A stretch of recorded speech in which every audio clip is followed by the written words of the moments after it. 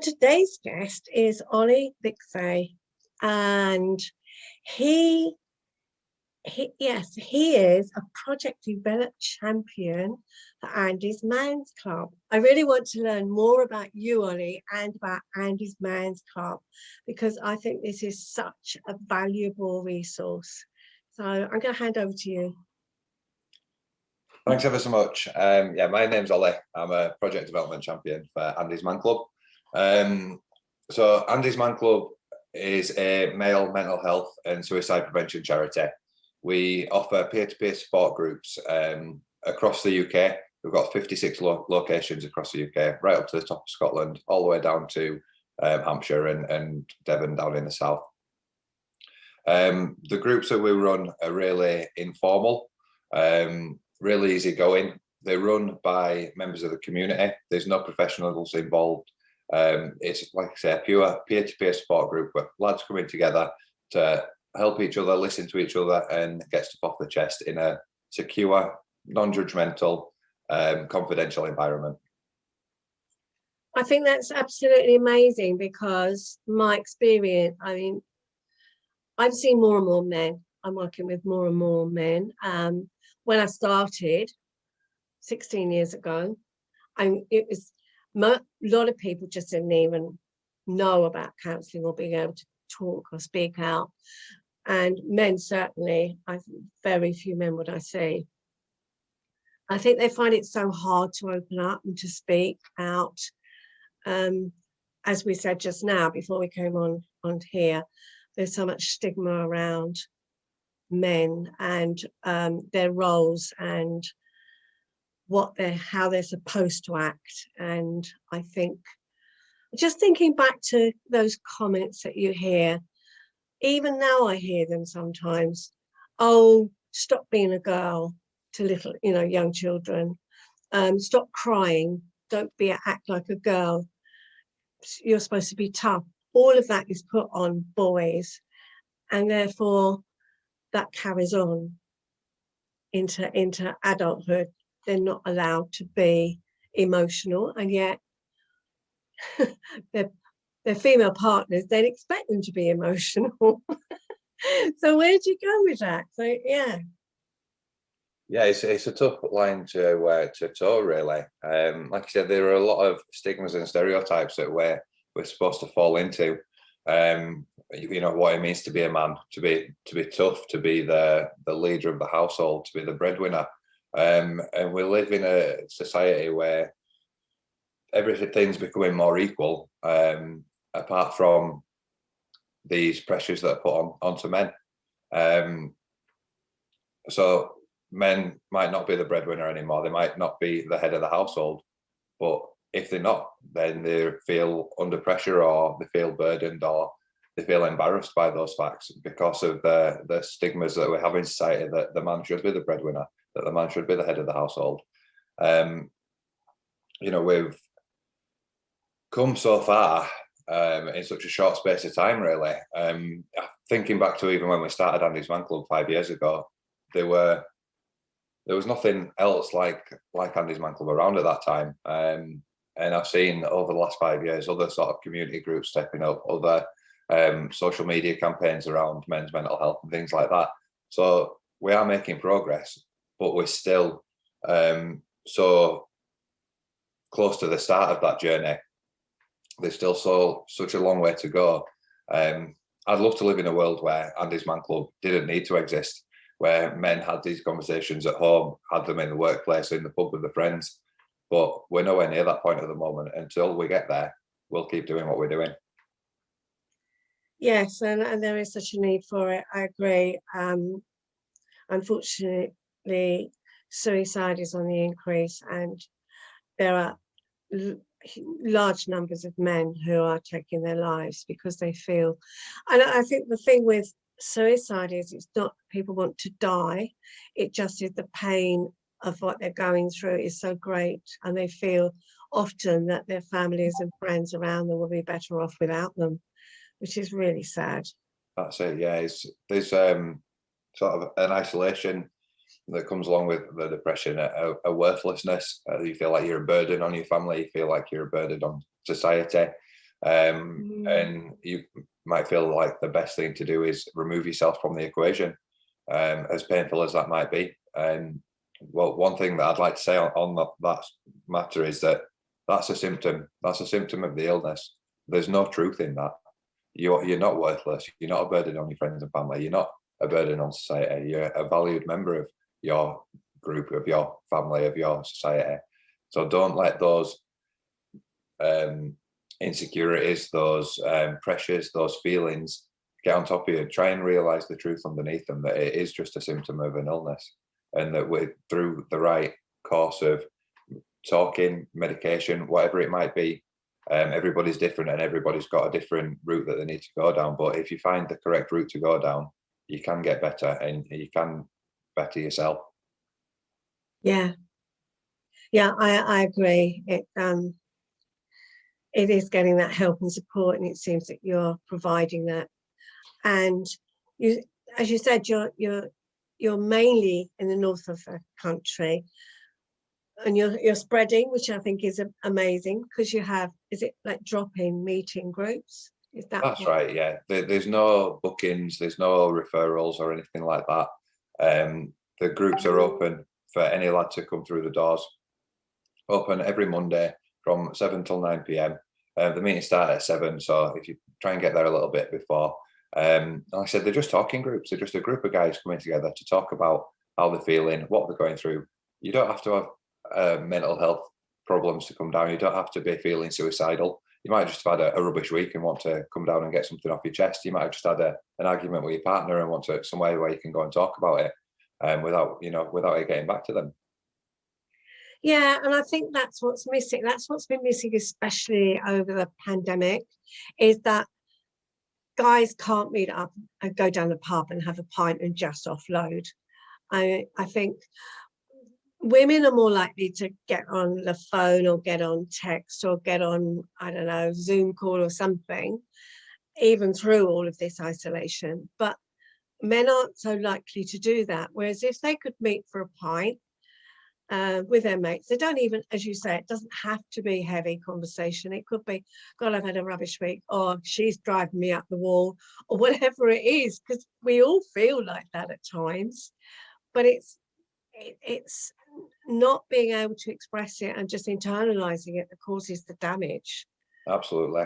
I feel like men, they might go to the pub and talk to their friends, but they're unlikely to go deeper into the problems or give away any vulnerability or talk about anything that might be embarrassing, because that'll then be used as ammunition against them when it comes to lads banter and having a joke and a laugh and things like that.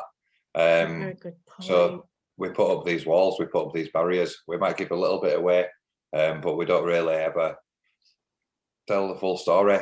You know, there's the banter side of it, but also you want to be respected by your mates. You want to be seen as a good laugh, and you don't want to go to the pub and be seen as somebody who brings the mood down all the time by talking about the problems. And these sorts of, like I said, stigmas and preconceptions of what we need to do and how we need to act, not just around our friends, but around other people in general, are not healthy. They're not healthy at all. So we provide men with somewhere where they can go and they can be themselves without putting up those barriers or boundaries, without putting up those self-defense mechanisms, and just be open and honest with themselves and the other guys in the room. Yeah, I think shame is a huge one, isn't it? I think that sense of shame is a really big and distressing emotion to have, that feeling, as you say, that, yeah, getting teased, men especially, as you say, they're worried. And it does happen, doesn't it? It does, you know, too well, that men will, they'll find something and then torment somebody else because they've shown a vulnerability, which is sad. But that's another sign of insecurity. But it is, you know, pointing out other people's flaws because you're trying to cover up your own, I suppose. So I've played rugby for pretty much my entire life, so I've been well and truly involved with that circle of lads culture and you know, taking the mick out of each other and stuff. And I've learned through trying to and failing that I can't talk to those guys. If I do talk to them about any of my issues, next time we're in the changing rooms and everybody's having a laugh, that'll come back and bite me in the backside. Yeah. And so to have somewhere where I can go and be myself, and I know that it's there on a weekly basis. Over the last 5 years, it's helped me no end. It really has. Well, whereabouts, what kind of places do you meet in? What kind of establishments are they? Basically anywhere that donate the space to us. So it could be community halls, it could be sports clubs.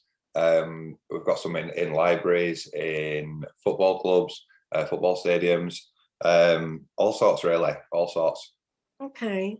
Again, I think that's quite useful to know, because I think people can get put off, especially if they're, I don't know, some places there are church halls and things, and I think that can, people need to know, because they might find that a bit daunting, or knowing the kind of places, because I think, well, I don't know if I want to go there because someone might see me, or it might feel a bit threatening, even the location. So yeah, useful to know. We do try to avoid religious buildings, because obviously we're open to any man over the age of 18. So if we're using a building that belongs to one faith, it might put barriers to members of other faiths or communities that are coming down to the club. So we avoid, there's only two places really that we do avoid, and that's anywhere where there's an open bar, for obvious reasons there, or religious buildings because of the barriers that it could put up for other people.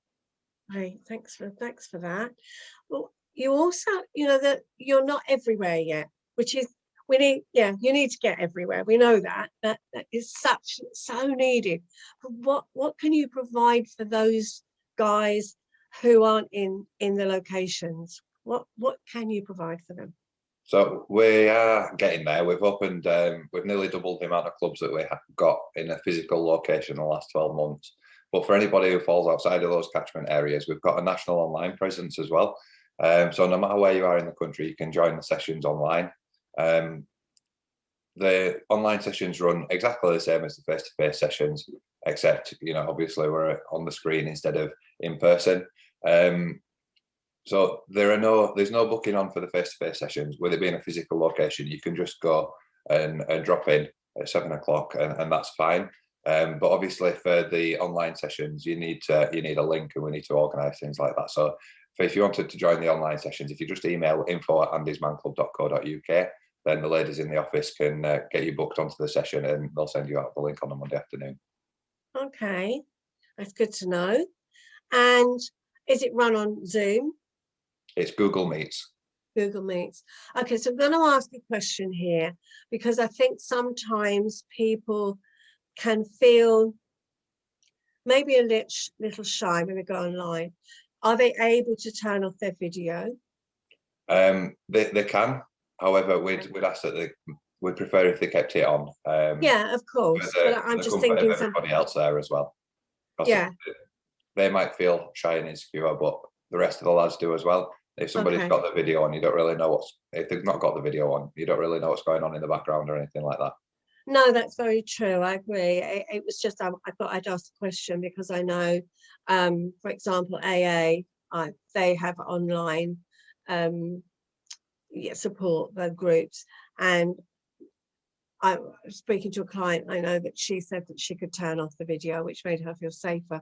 So it's just needing to know, really, because I think then you know what you're getting into.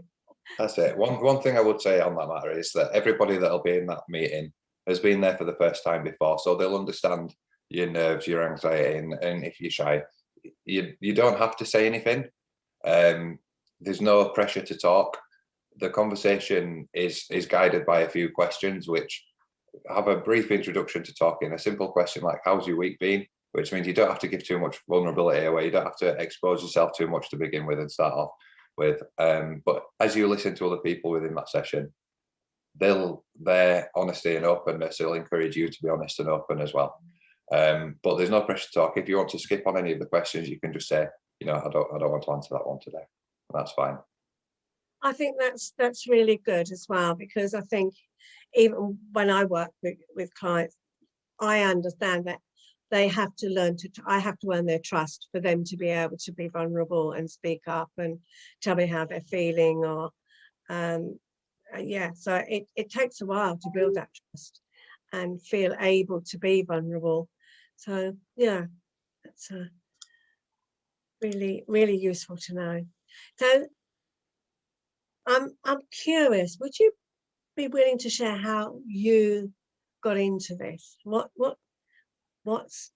encouraged you to make that move, or So I actually attended the very first session of ANDYSMANCLUB just over 5 years ago.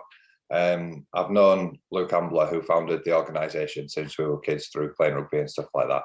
And I'd seen that following the death of his brother-in-law, he wanted to set up these coffee groups for men to attend. I was in a really, really difficult place at that point in time. So sort of the 12 months prior to that, I had split up with the mother of my first child and sort of moved out of the family home. I spent about 8 months sofa surfing. I was homeless for that time. I didn't have a fixed address. And it was just before I found ANDYSMANCLUB that I'd moved into my own flat. So I had my own space once again. But what I found during that time was that I wasn't used to my own company. I'd been either with my family, or when I was sofa surfing, I was with friends or with other family. So when I had to come home from work on an evening and sit in this flat by myself with nothing but my own thoughts, I found it really, really difficult. And I actually ended up in the pub most nights, just to be around other people, to have some company. And obviously, that's not a great way of dealing with my problems. I found quite quickly that was a path that I didn't need to pursue any further. I was showing up either, late to work or hungover, phoning in sick. So at that point, I actually took some time off work to deal with my mental health. And during that period, I found ANDYSMANCLUB. And that very first night that I went down, it was a really strange experience. I went down knowing that I had things that I wanted to talk about. And Luke threw me the ball. None of us really knew what to expect that evening. It was the first session and none of us knew how it was going to go. There were 9 lads there. Luke threw me the ball and I just started talking about all of these things that I'd never spoken to anybody about before, all the things that I've just spoken to you guys about, but also little things that I didn't even know that were bothering me at the time. But they obviously were, because they all came falling out of my mouth.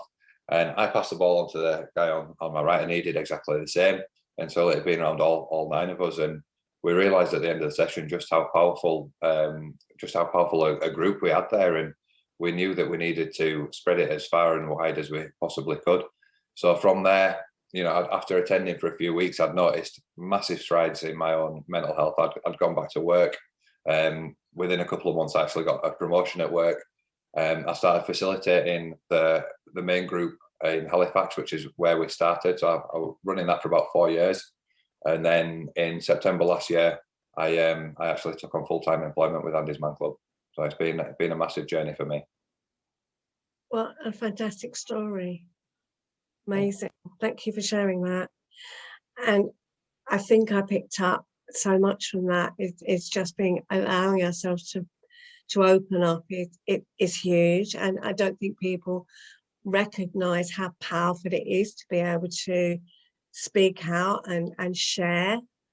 But also, I think it's that side of it, you stop feeling so isolated and so alone, because you notice that there are other people going through the same thing, or exactly, similar. And that is really comforting. So I think, so there's a lot there. Even if they're not going through slightly different problems, or it might not be the same issues, the feelings that emanate from those issues tie in with a lot of the other feelings in the room. So usually on a Monday night, we have anywhere between 5 and 30 lads in a room across the country. And the wealth of experience within those groups, you can guarantee if you're speaking about one problem, there'll be somebody in the room who's had an experience of that. And just being able to speak to somebody who's been through something similar or something that makes them feel the same way, it's really powerful, it's really empowering. It's really comforting, like I said, because of that isolation, that feeling, to know that other people are going through something similar or feeling the same way. It just makes you feel like you're not on your own, and that it normalizes it a little bit, because that's one of the main things that we all go through these problems. Do you know what I mean? We've all got times in our lives when we're struggling, and there's nothing shameful about that. It's just human nature. So not everything's not always going to be rosy, but it's how we deal with those moments, and to realize that you're not on your own and that everybody goes through things like this and it is normal. It's really comforting. It makes you feel like less of an outcast, less like there's something wrong with you specifically. And I noticed that you talked about mental health, and I think so many people are worried about that stigma of mental health, and yet the way I view it's emotional health, and you can't detach your emotions from your physical health. We're attached with our spinal cord. The whole thing is connected, and I think people worry so much that if you talk about mental health, there are a lot of words and feelings that come up for that.